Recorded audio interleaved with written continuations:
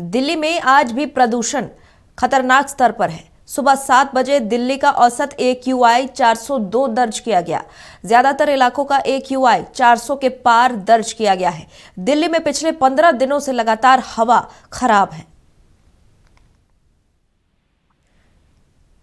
चलिए, हमारे साथ फोन लाइन पर तनु बालियान बनी हुई है। तनु, दिल्ली में जो प्रदूषण की समस्या है वो समाप्त होने का नाम नहीं ले रही और लगातार हवा जो है वो खराब है। इसमें लोगों को भी काफी परेशानी हो रही है। बिल्कुल स्नेहा, देखिए साल बदलता है लेकिन जो तस्वीर है वो हर साल रिपीट होती है। और इस साल भी देखिए दिल्ली में जैसे ही सर्दी बढ़ी उसके साथ हवा में जो पोल्यूशन है वो कम होने का नाम नहीं ले रहा है, वो लगातार बढ़ रहा है। सुबह से ही देखिए आसमान में एक स्मोक की गहरी चादर दिखाई देती है और पूरे दिन ऐसा ही स्मोक जो है वो दिखाई देता है, जिसकी वजह से अब देखिए लोगों को काफी दिक्कतों का सामना करना पड़ रहा है। और वहीं दिल्ली NCR की अगर मैं बात करूं तो आज भी देखिए 350 से 4 के ऊपर तक जो AQI है वो बना हुआ है।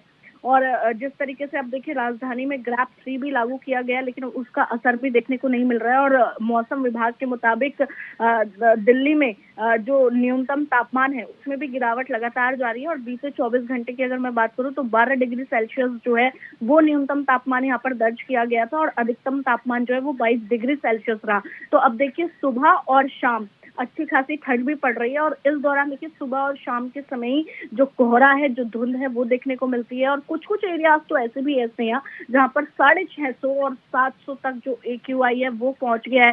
वजीरपुर डिपो की अगर मैं बात करूं तो यहाँ पर 401 रिकॉर्ड किया गया। विवेक बिहार में भी 400 के आसपास जो है वो रिकॉर्ड किया गया है AQI। चांदनी चौक देखिए जो मार्केट वाले एरिया है यहाँ पर भी 400, अगर मैं सरोजनी नगर की बात करूं, चांदनी चौक की बात करूं तो यहाँ पर भी 400 जो है वो AQI है। तो काफी दिक्कत हो रही है और कुछ डॉक्टर्स तो ये भी कह चुके हैं कि बेहतर होगा कि आप 2-3 महीने के लिए दिल्ली NCR छोड़ दें। अगर पॉसिबल हो सकता है तो आप दिल्ली NCR छोड़ दीजिए।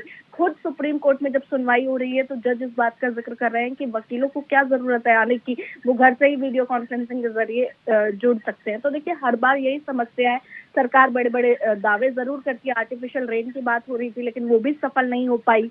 और दिल्ली NCR में देखिए आने वाले वक्त में और ज्यादा ये जो कोहरा है, ये जो पॉल्यूशन है ये बढ़ेगा और ज्यादा देखिए इस तरीके के केसेस सामने आएंगे जब बूढ़े बच्चे जो हैं वो बीमार होते हुए नजर आएंगे। स्नेहा, विषय है तनु, और इससे भी ज्यादा चिंता का विषय है कि इसका कोई समाधान नहीं निकल पा रहा है। फिलहाल बहुत बहुत धन्यवाद तमाम जानकारी के लिए।